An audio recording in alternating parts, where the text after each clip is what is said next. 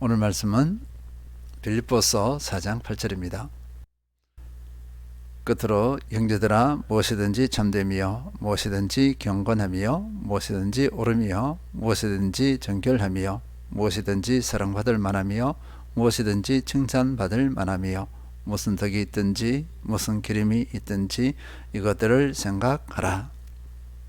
교회와 세상의 관계를 살펴보겠습니다. 세상은 영적으로 어둠 가운데 있었습니다. 하나님을 알지 못하였고 하나님을 거부하고 있었던 것입니다. 이 어둠의 세상에 예수 그리스도께서 인간의 몸을 덧입고 오셨습니다. 속육신입니다. 그러나 세상은 예수 그리스도를 알지 못했습니다. 요한복음 1장 9절에서 10절 보면 참빛곧 세상에 와서 각 사람에게 비추는 빛이 있었나니 그가 세상에 계셨으며 세상은 그로 말미암아 지은 바 되었으되 세상이 그를 알지 못하였고, 요한복음은 예수 그리스도께서 세상을 창조하셨다고 말씀하고 있습니다. 그런데 세상은 창조주 예수 그리스도, 자기를 지으신 예수 그리스도를 알지 못합니다. 또 요한복음은 예수 그리스도를 빛으로 표현하고 있습니다.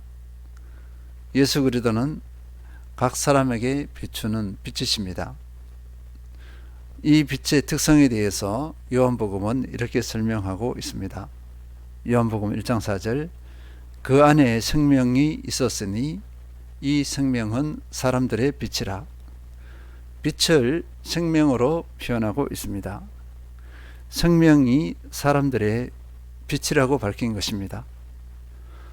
이 생명은 육신의 생명이 아닙니다. 영적인 생명을 말합니다. 오직 하나님과 그리스도께만 있는 생명입니다. 이 생명은 죽거나 소멸되지 않습니다. 이 생명은 영원한 생명입니다. 제한적이고 한정적인 그런 생명이 아니라 영원한 생명입니다. 하나님께서 택하신 백성은 이 생명을 받습니다. 이 생명은 믿음으로 얻습니다. 이 생명을 다른 말로 표현해서 구원을 받았다, 이렇게 표현하기도 합니다. 이 생명을 받은 사람을 구원받은 사람이다, 이렇게 표현합니다. 예수 그리스도의 어떠하심과 한 생명이 탄생하는 것에 대해 이렇게 간단히 요약했습니다. 그러나 이 요약의 이면에는 엄청난 사실, 엄청난 진리가 숨겨져 있습니다. 하나님의 세상을 향하신 사랑입니다. 요한복음 3장 16절, 하나님이 세상을 이처럼 사랑하사 독생자를 주셨으니 이는 그를 믿는 자마다 멸망하지 않고 영생을 얻게 하려 하심이라. 하나님의 사랑이 어느 정도인가 보면요, 또 하나님의 사랑이 어떤 특징을 가지고 있는가 한번 살펴보면 독생자 예수 그리스도를 주신 사랑입니다. 독생자 예수 그리스도를 주신 사랑, 그리고 독생자 예수 그리스도를 화목제물로 십자가에 못 박게 하신 사랑입니다.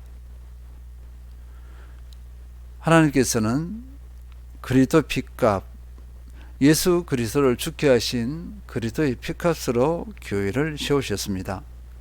고린도전서 6장 19절에서 20절, 너희 몸은 너희가 하나님께로부터 받은 바 너희 가운데 계신 성령의 전인 줄을 알지 못하느냐. 너희는 너희 자신의 것이 아니라 값으로 산 것이 되었으니 그런즉 너희 몸으로 하나님께 영광을 돌리라. 교회는 특별한 공동체입니다. 교회는 예수 그리스도의 생명을 가진 하나님 백성의 공동체입니다. 구원받은 하나님의 백성 공동체라는 것입니다. 그리고 교회와 예수의 관계는 이렇습니다. 에베소서 1장 22에서 23절 또 만물을 그의 발 아래에 복종하게 하시고 그를 만물 위에 교회의 머리로 삼으셨느니라. 교회는 그의 몸이니 만물 안에서 만물을 충만하게 하시는 이의 충만이니라. 예수 그리스도는 교회의 머리이십니다. 교회는 예수 그리스도의 몸입니다. 예수 그리스도께서 교회를 통치하신다는 것입니다. 고린도전서 6장 19절에서 20절과 에베소서 1장 22에서 23절의 말씀에 근거해 보면 교회는 하늘에 속한 공동체입니다. 이 땅에 존재하고 있지만 하늘에 속한 공동체입니다. 예수 그리스도께서 머리이신 공동체입니다. 예수 생명을 가진 공동체입니다. 그렇기 때문에 교회는 무언가 특별하고 또 특별한 기능이 있고 특별한 역할이 있음을 알 수 있습니다. 고린도전서 6장 20절에서는요. 너희 몸으로 하나님께 영광을 돌리라고 이렇게 명령하고 있습니다. 이 너희 몸이라 했습니다. 교회의 한 지체인 성도 한 사람을 의미할 수 있습니다. 그리고 교회 전체를 또 표현할 수도 있습니다. 교회 구성원인 성도 한 사람이 삶으로 하나님께 영광을 돌리라. 교회 공동체 전체가 하나님께 영광을 돌리라. 이렇게 명령하고 있습니다. 그러면 무엇으로 하나님께 영광을 돌려드리는가? 이 하나님께 영광을 돌려드린다 할 때 세상의 원리로는 그렇게 할 수 없습니다. 세상의 가치 기준으로는 하나님께 영광을 돌려드릴 수 없습니다. 하늘의 기준이 되어야 합니다. 하늘의 삶의 원리가 되어야 한다는 것입니다. 이것을 가지고 세상과 다른 구별됨으로 표현할 수 있겠습니다. 구별됨. 그리고 이 구별됨이 빛으로 나타나야 한다는 것입니다. 예수 생명의 빛으로 나타나야 하는 것입니다. 오늘 본문이 그 한 예라 할 수 있겠습니다. 우리가 빌립보서 4장 8절을 이렇게 한 8줄 정도, 8주 9주 정도 이렇게 말씀을 계속 나누는데요. 이 내용 자체가 하늘의 원리이고 구별됨이라 할 수 있습니다. 빌립보서 4장 8절 다시 읽겠습니다. 끝으로 형제들아 무엇이든지 참되며 무엇이든지 경건하며 무엇이든지 옳으며 무엇이든지 정결하며 무엇이든지 사랑받을 만하며 무엇이든지 칭찬받을 만하며 무슨 덕이 있든지 무슨 기림이 있든지 이것들을 생각하라. 이 8가지 중에서 오늘은 무엇이든지 사랑받을 만하며 입니다. 무엇이든지 사랑받을 만하며에 대해서 살펴보도록 하겠습니다. 사랑받을 만하며 이 단어의 느낌이 너무나 좋습니다. 그러나 구체적으로 무엇을 말하지? 라고 질문하면 답하기가 쉽지 않습니다. 이 의미에 대해서 다양하게 해석하고 있습니다. 몇 가지 보면요. 사람과 하나님을 기쁘게 하는 행위로 설명하기도 합니다. 사람을 기쁘게 하고 하나님을 기쁘게 하는 행위가 사랑받을 만하다. 이렇게 해석하고 있습니다. 또 어떤 해석은 사랑을 야기시키다, 호의적이다, 매력적이다라는 의미로 해석하기도 합니다. 사람들로부터 앙심 또는 적개심이 아니라 훈모와 애정을 유발할 만한 것을 말합니다. 훈모한다. 지금 매력적이기 때문에 그렇습니다. 세상에 사람들로부터 호의적인 반응을 일으키고 매력적인 반응을 일으키는 것. 이것을 사랑받을 만하며 라고 해석한다는 것입니다. 결국은요, 교회는 매력적인 공동체가 되어야 한다는 것입니다. 사랑하고 흠모할 만한 공동체가 되어야 한다는 것입니다. 이것이 교회의 정체성입니다. 또 이것이 이 땅 가운데 나타내어야 할 교회의 모습, 그 특별함입니다. 그 구별됨이라 할 수 있겠습니다. 우리 시대를 한번 살펴보면요, 성경 말씀대로 이 명령대로의 열매를 맺고 있는가 하는 것입니다. 요즘 전도 가운데 참으로 안타까운 일들이 너무나 많습니다. 어제도 전도를 나갔는데 이 안타까운 일들의 하나는요, 젊은 청년들이 전도하는 것에 대해 적의를 가지고 있습니다. 그들도 보지 않습니다. 이들은 무시하고 경멸하는 눈빛입니다. 그들에게 분노가 있습니다. 무엇이 그들로 분노하겠습니까? 무엇이 그들로 경멸한 눈빛을 나타내게 했는가 하는 것입니다. 특히 왜 유독 젊은이들에게만 이런 심한 반응이 나타날까? 결론은요, 교회의 연약함을 봤기 때문입니다. 교회의 부패와 변질을 봤기 때문입니다. 교회가 제 기능을 감당하지 못했습니다. 구별됨이 나타나지 않았습니다. 거룩하지 못했습니다. 젊은이들이 그렇게 반응한 것은 교회의 책임입니다. 하나님께 영광을 돌리라. 그 영광을 돌려드리지 못했어요. 사랑받을 만하며 했습니다. 매력적이고 흠모할 만한 그런 공동체가 되지 못했습니다. 성도들 한 사람 한 사람의 책임입니다. 그리고 교회 전체의 책임입니다. 초대교회를 보면요, 당시의 가치관과는 다릅니다. 세상은 힘의 세계입니다. 힘의 세계에 힘이 작용하지 못하게 하는 공동체입니다.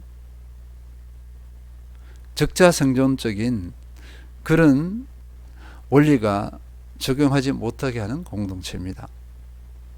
신분의 차이가 그 안에서는 통용되지 않습니다. 가진 것을 공유합니다. 모두 자발적으로 자기의 것을 가지고 옵니다. 그리고 자기의 것을 가지고 온 것으로 자기보다 더 가난하고 어렵고 힘든 사람들에게 나눕니다. 이것이 초대교회였습니다. 그리고 초대교회가 왜 그렇게 했는가 보니까요, 한 가족 의식 때문에 그렇습니다. 예수 생명을 가진 가족, 이 가족 의식이 있어서 그렇습니다. 이 초대교회의 모습을 세상 사람들이 봅니다. 보니까 그들의 눈에는 너무 충격적입니다. 그리고 그 모습이 너무 좋아요. 너무 매력적입니다. 그 흠모할 만합니다. 그래서 초대교회에서 전도가 안 될 것 같았는데 전도가 됩니다. 말씀에 의해서도 전도가 되지만 초대교회의 그 모습을 보고서 매력에 빠져서 나도 저 공동체에 속하고 싶다는 그런 자발적인 마음이 우러난 거예요. 이것을 가지고 뭐라고 하냐면요, 관계 전도입니다. 교회의 삶, 교회의 모습, 아름다운 모습을 통해서 복음을 전하는 것, 그리고 우리 그리스도인의 삶의 변화를 통해서 복음을 전하는 것, 이것이 관계 전도입니다. 선포도 했지만 관계 전도를 통해서도 수많은 영혼의 열매를 맺었습니다. 생명을 얻었습니다. 다시 한번 확인해 봅니다. 그러면 우리 한국교회는, 또 한국교회를 또 뒤로 하고 우리 교회는 어떤가 한번 살펴봤으면 좋겠어요. 이번을 계기로 또 오늘은 특별히 한국교회를 살피고 우리를 살피는 그런 계기가 되었으면 좋겠습니다. 지금까지 한국교회의 모습은요, 분열, 분쟁, 다툼, 비리, 부정부패, 갖가지 소문이 만연했습니다. 교회 공동체가 거룩하고 사랑의 공동체인 줄 알았는데 속을 들여다보니까 전혀 그러하지 않습니다. 이것이 다 노출된 거죠. 거룩한 공동체? 아니요. 세상보다 더 어두운 공동체의 모습이었습니다. 세상에서 갑질 하는데 교회 공동체 안에서 갑질이 더 심했어요. 이런 연약함이 세상에 다 알려진 것입니다. 젊은이들은 SNS 등, 인터넷이나 SNS 등을 통해서 다 그것을 보았어요. 지금 우리 공동체에서 필요한 것은요, 회개입니다. 회개로 그 연약함을 허물어뜨려야 돼요. 그 연약함을 버려야 합니다. 회개하고서 다시 원래의 모습으로 돌아와야 됩니다. 하나님과 나와의 관계에서 정말 하나님께 영광을 돌려드리고 있는가? 내가 세상과 하나님 앞에서 사랑받을 만한가를 꼭 살펴봐야 합니다. 그리고 우리 교회는 사랑받을 만하고 흠모할 만한 공동체인가를 꼭 살펴봐야 합니다. 이제는 이 도전 앞에서 우리에게는 기회입니다. 다시 우리가 이 상황 가운데서 새롭게 거듭나면 하나님 앞에서 더 겸비한 그한 사람이 되어집니다. 흠모할 만한 사람, 매력적인 사람이 되어집니다. 흠모할 만한 교회, 매력적인 교회가 되어집니다. 이 은혜에 승리하는 우리 모든 성도님들 되시길 축원드립니다. 그리고 우리 한매교회가 그 주인공이 되어야 할 줄 믿습니다.